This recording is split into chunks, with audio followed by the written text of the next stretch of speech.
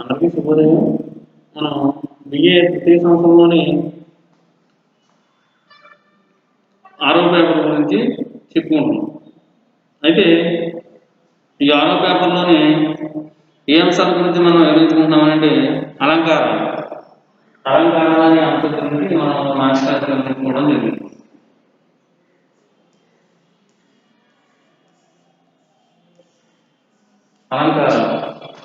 అలంకారాన్ని అంశం గురించి మనం వివరించుకోవడం జరిగింది.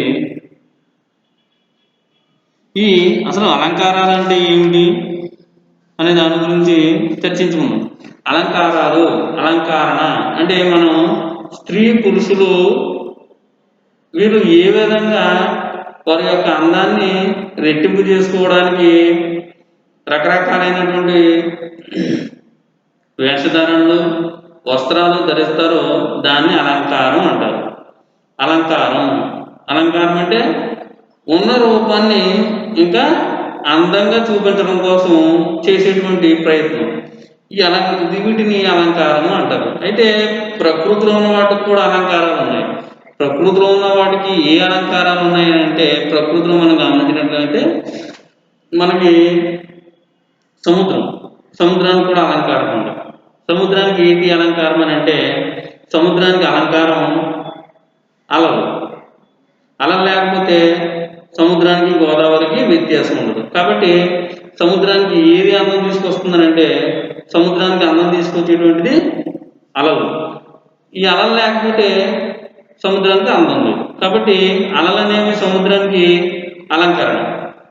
ఇంకా ప్రకృతిలో ఇంకొన్ని అంశాలకి అలంకారం ఏంటంటే ఆకాశానికి అలంకారం ఏంటంటే ఆకాశానికి అలంకారం నక్షత్రాలు అనేవి ఆకాశానికి అలంకారాలు. ఈ నక్షత్రాలు అనేవి లేకపోతే ఆకాశానికి అలంకరణ అనేది లేదు. అలంకరణ అంటే మనకి స్త్రీ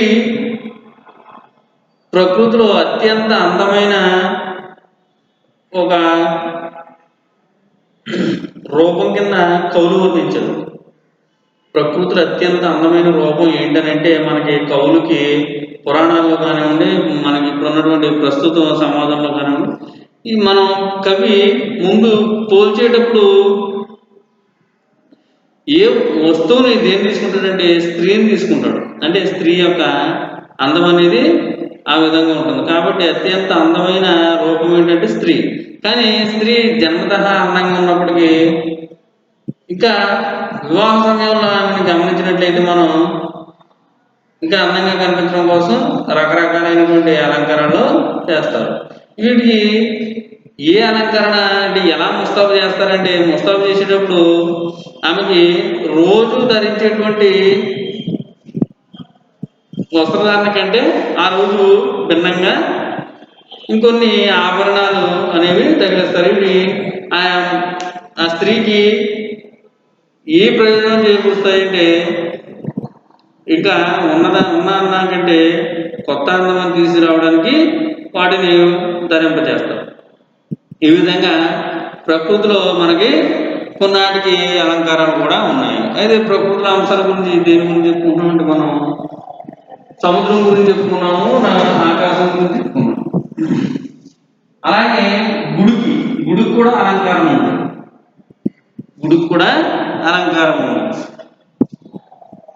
గుడికి అలంకరణ ఏంటంటే గుడికి అలంకరణ గంటలు.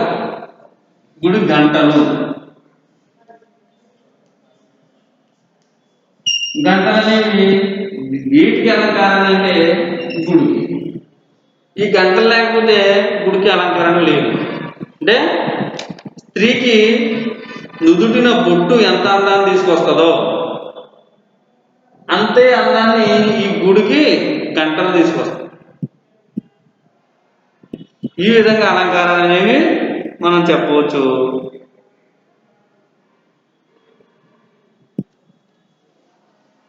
చెట్టుకు కూడా అలంకారం. ప్రకృతిలో మనకి సహజంగా కనిపించేటువంటిది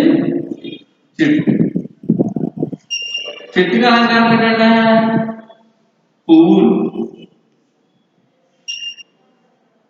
పువ్వులు అనేవి చెట్టుకి అలంకారాలు.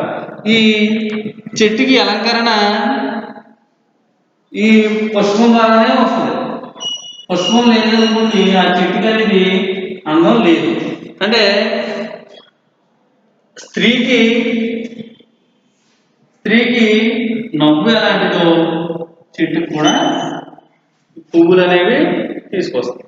స్త్రీ నవ్వితే ఇంకా అందంగా కనిపిస్తుంది, చెట్టుకి పువ్వు ఉంటే ఆ చెట్టు ఇంకా అద్భుతంగా కనిపిస్తుంది.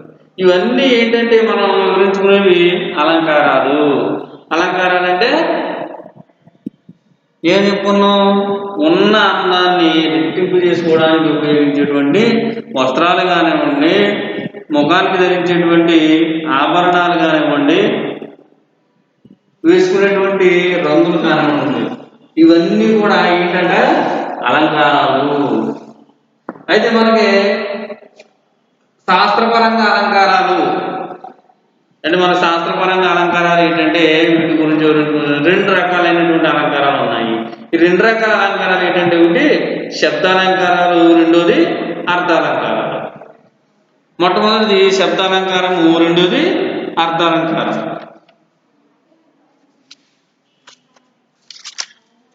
మొదటిది శబ్దాలంకారము.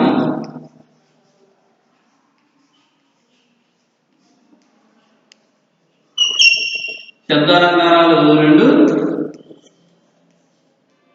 అర్థాలంకారాలు.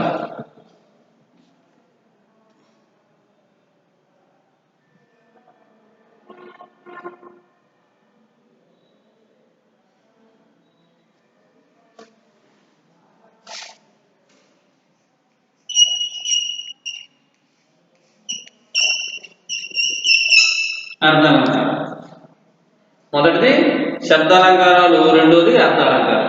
శబ్దాలతో కూడుకున్నటువంటి అన్ని కూడా శబ్దాలంకారాలు, అర్థాలతో వచ్చేటువంటి అన్ని కూడా అర్థాలంకారాలకు వస్తాయి. మనకి మొదటగా ఇచ్చినటువంటి అలంకారాల్లో శబ్దాలంకారాలను చూసుకున్నట్లయితే శబ్దాలంకారాల్లో మొట్టమొదటి ఏంటంటే మనకి వృత్యానుప్రాస అలంకారము. శబ్దాలంకారంలో మొదటిది వృత్యానుప్రాస అలంకారాలు. ఏంటంటే మొట్టమొదటిది ఏంటంటే వృత్యానుప్రాస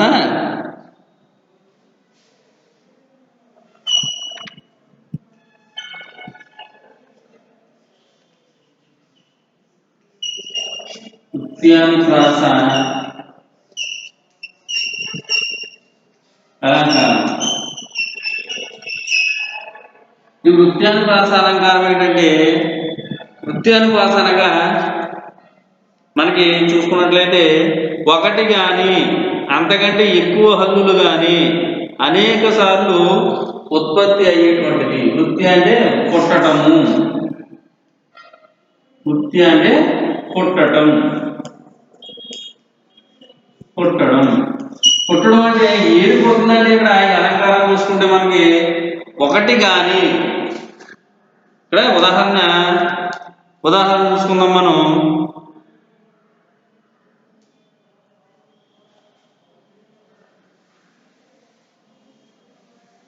వృత్యానుప్రాస అలంకారము ఉదాహరణ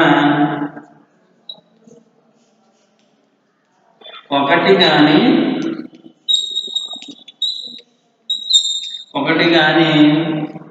అంతకంటే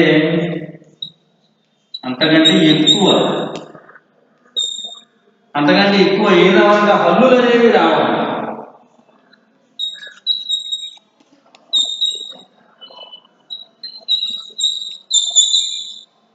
అంతకంటే ఎక్కువ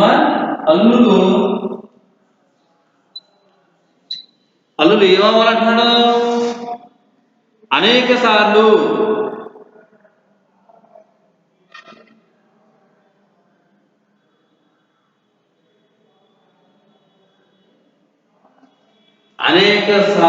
ఎక్కువ హల్లులు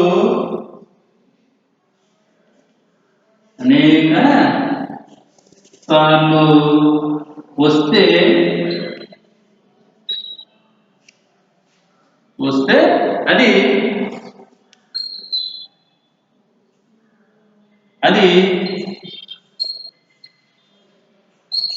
వృత్యానుప్రాస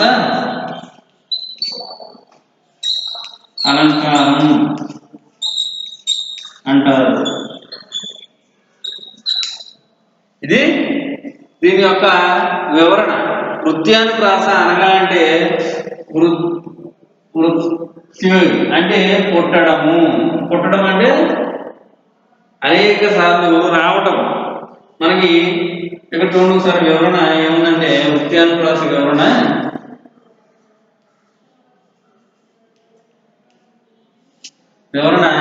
ఒకటి కానీ లేదా అంతకంటే ఎక్కువ హల్లులు, ఒకటి కానీ లేదంటే అంతకంటే ఎక్కువ హల్లులు అనేక సార్లు వస్తే లేదా ఉత్పత్తి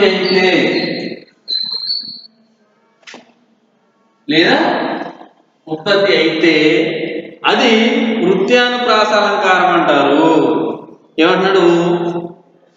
ఒకటి కానీ అంతకంటే ఎక్కువ హల్లులు కానీ అనేక సార్లు ఉత్పత్తి అయితే అది వృత్యానుప్రాస అలంకారం అని చెప్పవచ్చు. దీన్ని వృత్యానుప్రాస అలంకారం అంటారు. ఒకటి కానీ అంతకంటే ఎక్కువ కానీ హల్లులు అనేక సార్లు వస్తే అది వృత్యానుప్రాస అలంకారము. మనకి ఉదాహరణ చూస్తే ఇంకా వివరంగా అర్థమవుతుంది. ఉదాహరణ ఏంటంటే మనకి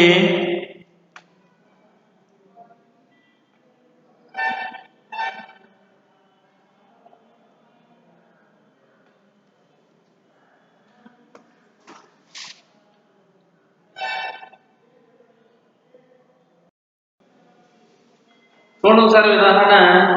విష్ణు రోచిష్ణ జిష్ణ సహిష్ణ కృష్ణ. చూడండి ఉదాహరణ ఏమిటంటే ఇక్కడ మనకి వివరణ ఒకసారి చదువుకుంటే వృత్యానుప్రాస అలంకారం దాని వివరణ ఏ విధంగా ఉందంటే మనకి అంటే దాని సూత్రం, అలంకార సూత్రం ఏంటంటే మనకి ఒకటి కానీ అంతకంటే ఎక్కువ హల్లులు అనేక సార్లు వస్తే అది వృత్యానుప్రాస అలంకారము అని అన్నాడు. మనకి ఉదాహరణ విష్ణు రోచిష్ణ జిష్ణ సన్నిహిష్ణ కృష్ణ అంటే ఇక్కడ మనకి హల్లులు ఒకటి కానీ లేదంటే ఎక్కువ హల్లులు కానీ అనేక సార్లు ఉత్పత్తి అయితే అది వృత్యానుప్రాస అలంకారము. ఈ విధంగా వృత్యానుప్రాస అలంకారం గురించి వివరించారు. ఉదాహరణ ఇచ్చాడు మనకి విష్ణువులో విష్ణు రోచిష్ణ జిష్ణ సన్నిహిష్ణ కృష్ణ. స్నా అనేది హల్లు అనేక సార్లు పై పదంలో ఈ స్నా అనే అక్షరము హల్లు అనేక సార్లు ఉత్పత్తి అయ్యింది కాబట్టి ఇది వృత్యానుప్రాస అలంకారము.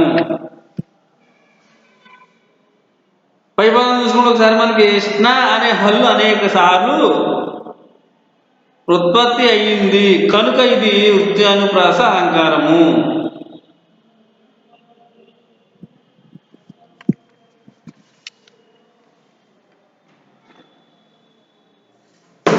ఇది అనేక సార్లు వచ్చింది కాబట్టి ఇది వృత్యానుప్రాస అలంకారము అవుతుంది. ఇది వృత్యానుప్రాస అలంకారానికి సూత్రము, దానికి ఉదాహరణ.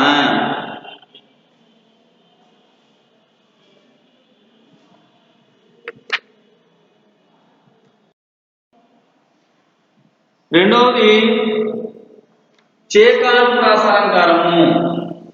శబ్దాలంకారంలో రెండవది చేకానుప్రాస అలంకారము. ఈ అలంకారాలు అసలు ఎందుకు ఏంటంటే అలంకారాలు అనేవి కావ్యానికి అందాన్ని తీసుకొస్తాయి. కావ్యాన్ని దేంతో పోల్చారన్నా మనం కవులు? అలంకారాలు అంటే అర్థమవుతుందా? అలంకారాలు అంటే కావ్యానికి అందాన్ని చేకూర్చేవి అలంకారాలు. ఈ అలంకారాలు అనేవి దేనికి అందం తీసుకురావాలంటే కావ్యానికి తీసుకురావాలి. కావ్యాన్ని దేంతో పోల్చారంటే కవులు కాంతితో పోల్చారు. కావ్యాలు ఏంటంటే కాంత సంహితాలు, కావ్యాల్ని కాంతతో పోల్చాడు. కవులు కావ్యాల్ని కాంతతో పోల్చారు.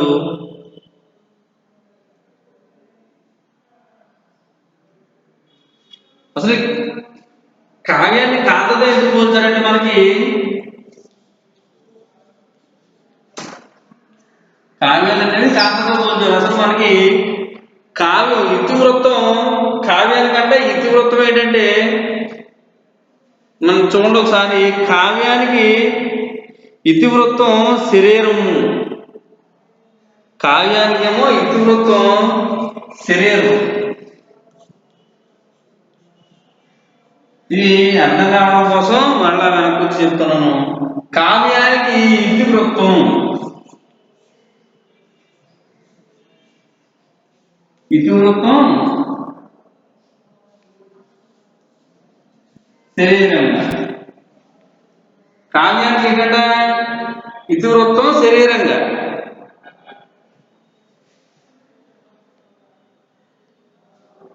రసాన్నేమో రసాన్ని ఆత్మగా చెప్పారు.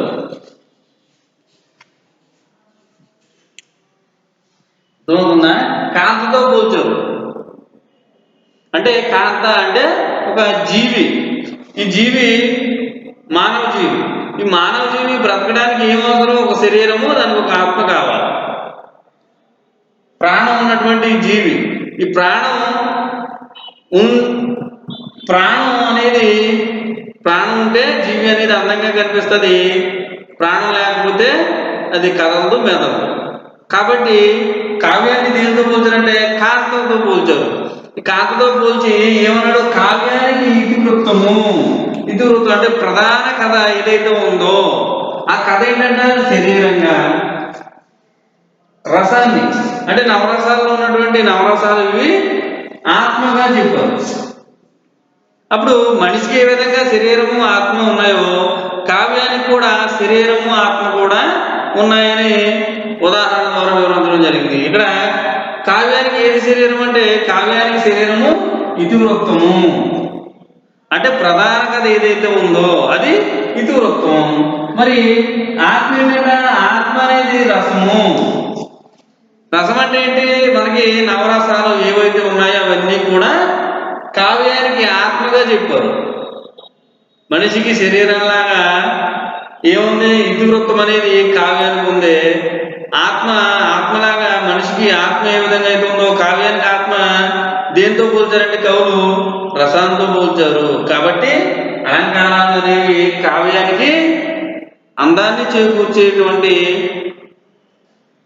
ఒక ప్రక్రియ. అయితే రెండవ సూత్రం ఏంటంటే శబ్దాలంకారాల్లో రెండవ సూత్రం ఏంటంటే చేకానుప్రాస అలంకారము.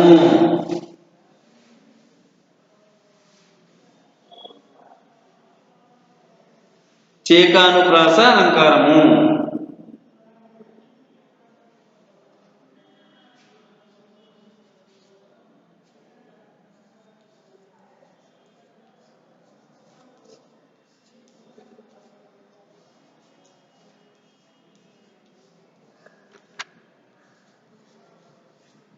చేకానుప్రాస అలంకారము.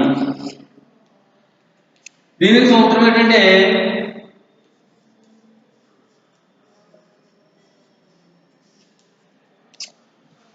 ఏంటంటే చేకానుప్రాస అలంకారానికి రెండు కానీ లేదా అంతకంటే ఎక్కువ కానీ హల్లులు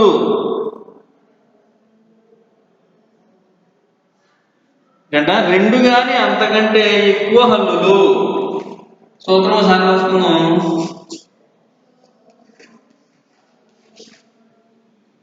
రెండు కానీ అంతకంటే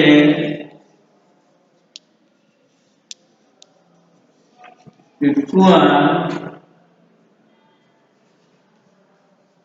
హల్లులు, రెండు కానీ లేదా అంతకంటే ఎక్కువ హల్లులు జంట అర్ధభేదం.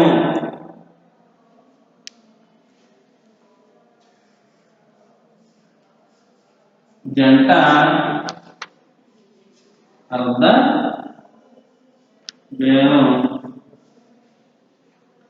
జంట అర్ధభేదం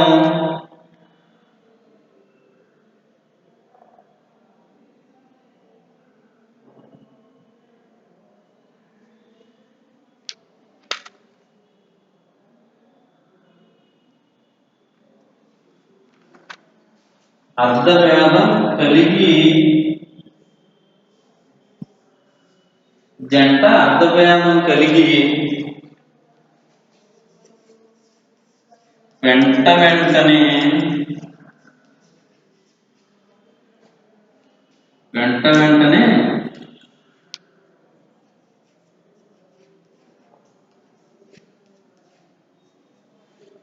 వచ్చినట్లయితే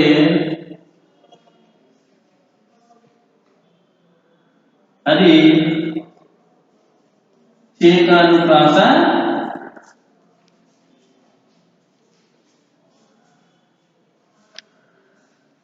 అలంకారం. ఇది చేకానుప్రాస అలంకారం ఉదాహరణ. ఏమంటున్నాడంటే సూత్రం ఏంటంటే మనకి రెండు కానీ అంతకంటే ఎక్కువ కానీ లేదా అంతకంటే ఎక్కువ కానీ హల్లులు జంట అర్ధభేదం కలిగి, అంటే రెండు ఒకేలాగా పలకబడేటువంటి హల్లులు ఏమవ్వాలంటే అర్ధభేదం కలిగి వెంటనే వచ్చినట్లయితే అది చేకానుప్రాస అలంకారము. ఏమవ్వాలి? హల్లులు రెండు ఒకేలాగా పలకబడేటువంటి హల్లులు అర్ధభేదం కలిగి వెంటనే రావాలంట. వెంటనే వచ్చినట్లయితే అవి చేకానుప్రాస అలంకారం అవుతుంది. మనకి ఉదాహరణ ఇచ్చారంటే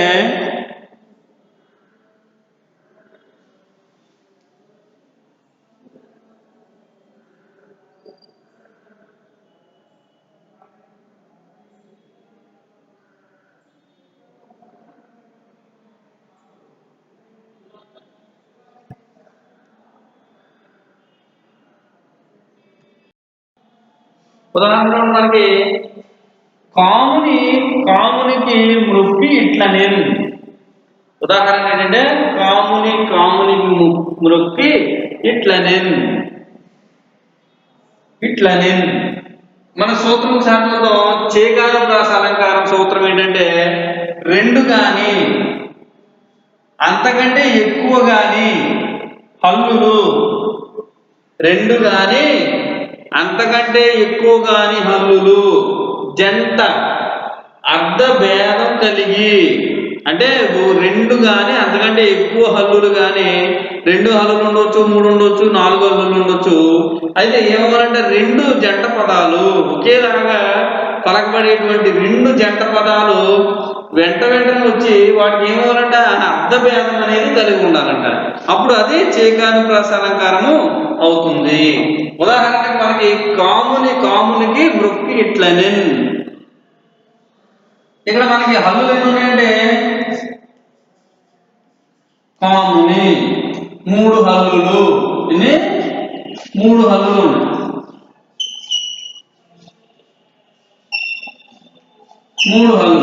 ఈ మూడు హల్లులు ఎన్ని వెంటనే వచ్చాయి. కామునికి మూడు హల్లులు రెండు పదాల కింద వెంటనే ఉత్పత్తి అయ్యాయి. ఏమవుతుంది? ఇక్కడ అర్థభేదం కలిగి ఉండాలి, లేకపోతే అది చేకానుప్రాస అలంకారము కాదు. ఇక్కడ చూద్దాం. ఇక్కడ ఇచ్చాడు కామునికి. మొదటి కాముని అనేటువంటి ఈ యొక్క శబ్దానికి లేదా ఈ యొక్క పదానికి కాముని, దీనికి ఏమర్థం కలిగి ఉంటుందంటే కాముని అనే పదానికి అర్థం మొదట ఉన్నటువంటి అర్థం ఏం కలిగి ఉందంటే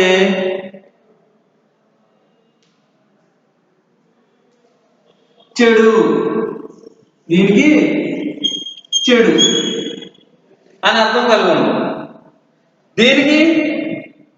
దీనికి ఏమర్థం కలుగుతుందంటే మన్మధుడు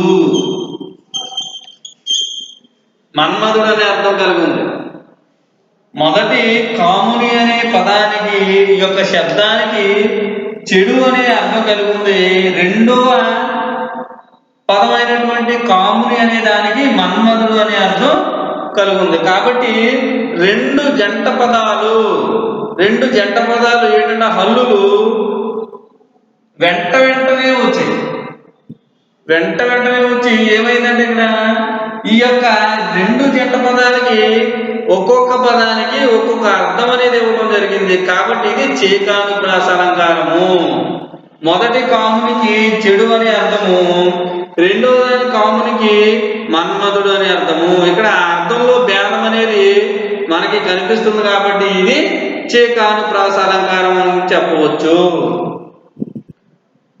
ఒకసారి గమనించండి, మళ్ళా ఒకసారి చూద్దాం.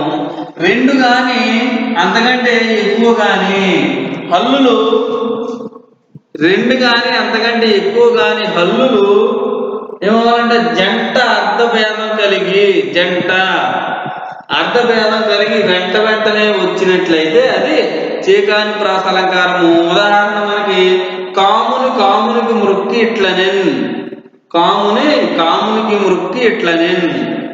మొదటి అంటే చూడండి, ఇక్కడ సూత్రంలో ఇచ్చినటువంటిగా హల్లులు, మూడు హల్లులు ఉన్నాయి మనకి. కాముని అనేవి మూడు హల్లులు. ఈ మూడు హల్లులో మొదటి శబ్దం, మొదటి పదం ఏం అర్థం వస్తుందంటే మొదటి పదానికి అర్థము చెడు అని వస్తుంది. కాముని అనే మొదటి పదానికి అర్థము చెడు, మరి కాముని అనే రెండో పదానికి అర్థము మన్మధుడు అని అర్థము.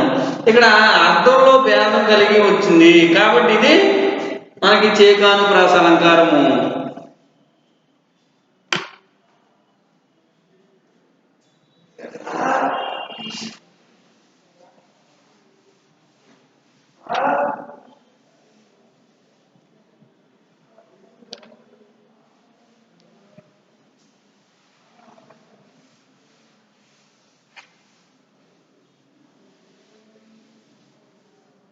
చేకానుప్రాస అలంకారంలో రెండవ ఉదాహరణ చూద్దాము.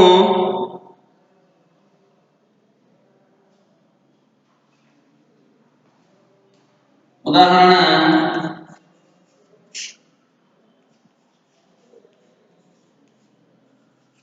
హర్ష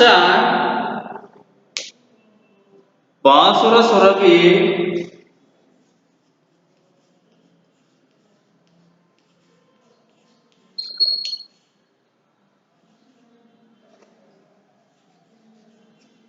హర్ష బాసుర సురభి విహారములకు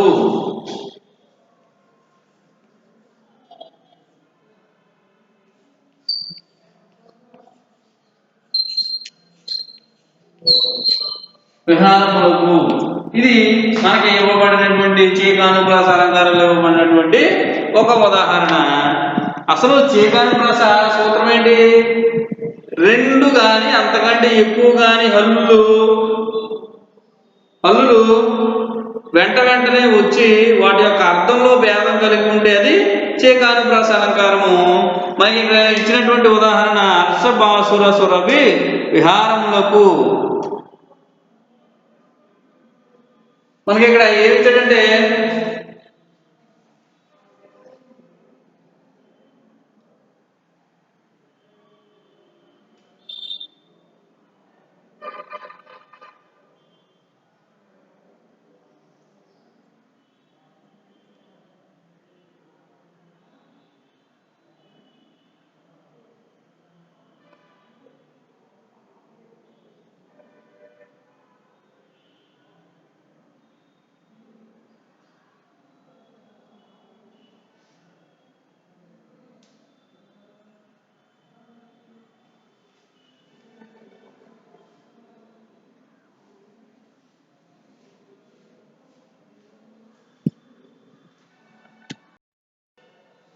ఈ విధంగా చేకానుప్రాస అలంకారాలు అనేవి ఇవ్వడం జరిగింది. మనకి సుర అనే రెండు హల్లుల గురించి, తర్వాత కాముని అనే మూడు యొక్క హల్లుల గురించి, వాటి యొక్క అర్థ భేదం అనేది ఏ విధంగా ఇవ్వబడింది అనే దాని గురించి వివరించుకున్నాం.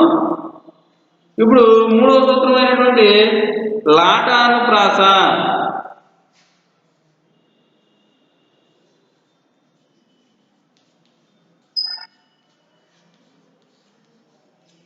లాటానుప్రాస అలంకారము.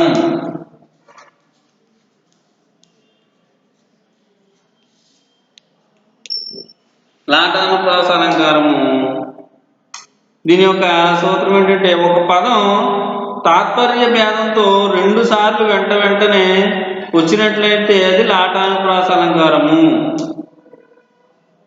ఒక పదం అనేది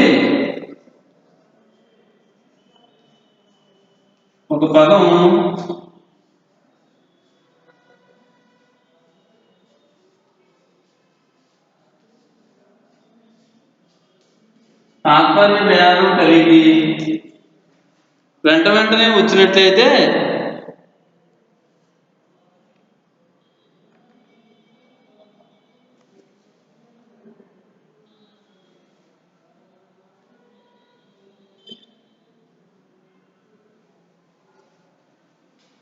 కలిగి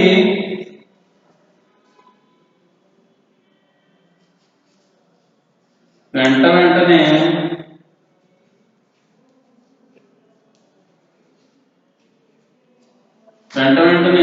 వచ్చినట్లయితే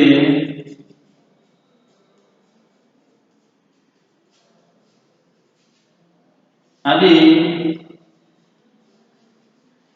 లాటానుప్రాస అలంకారము.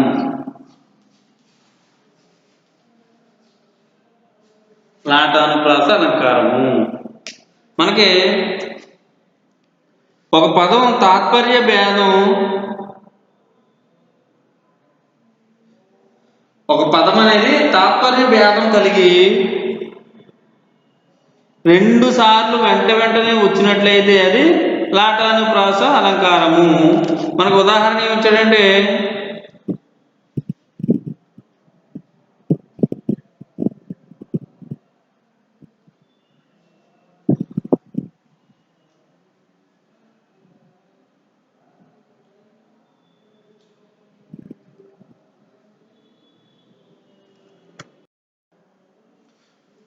చూడండి, మనకి ఉదాహరణ కమలాక్ష నర్చించు కరములు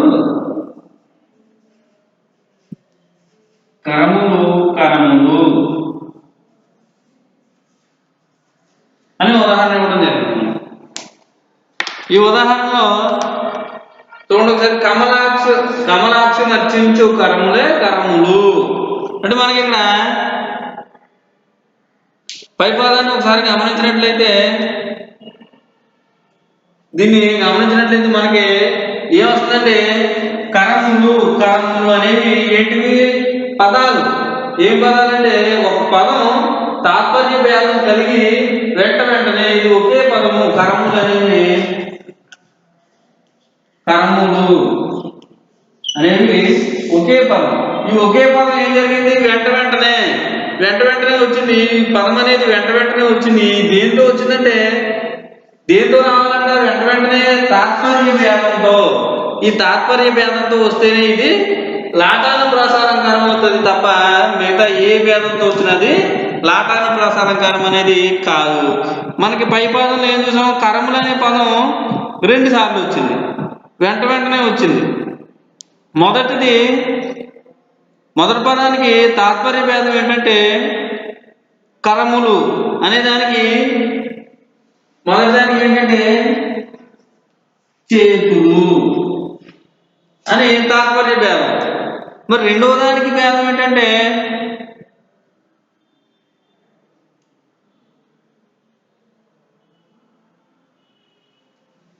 దీనికి ధన్యమైన చేతులు. చూడండి, రెండు ఒకే పదం, 2 సార్లు ఇవ్వబడినటువంటి పదము ఒకే పదము, కానీ దేంతో రావాలంట? తాత్పర్య భేదంతో రావాలి. కమలాక్షి నర్చించు అంటే కమలం మీద కూర్చున్నటువంటి, కమలం మధ్యలో కూర్చున్నటువంటి లక్ష్మీదేవిని పూజించేటువంటి చేతులే చేతులు. అంటే చూడండి ఎలాంటి చేతులు అంటే, కరం అనేది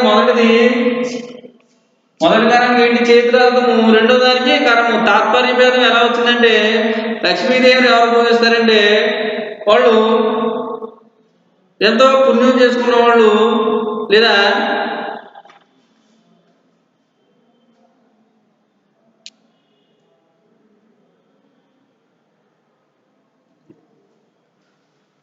పుణ్యం ప్రసాదించడం కోసము లేదంటే ధన్యమైన మనసుతో వాళ్ళు లక్ష్మీదేవిని పూజిస్తారు. కాబట్టి ధన్యమైన చేతులు అనే తాత్పర్య భేదము, దీనికి చేతులు అనే తాత్పర్య భేదం వచ్చింది. కాబట్టి ఇది లాటానుప్రాస అలంకారము.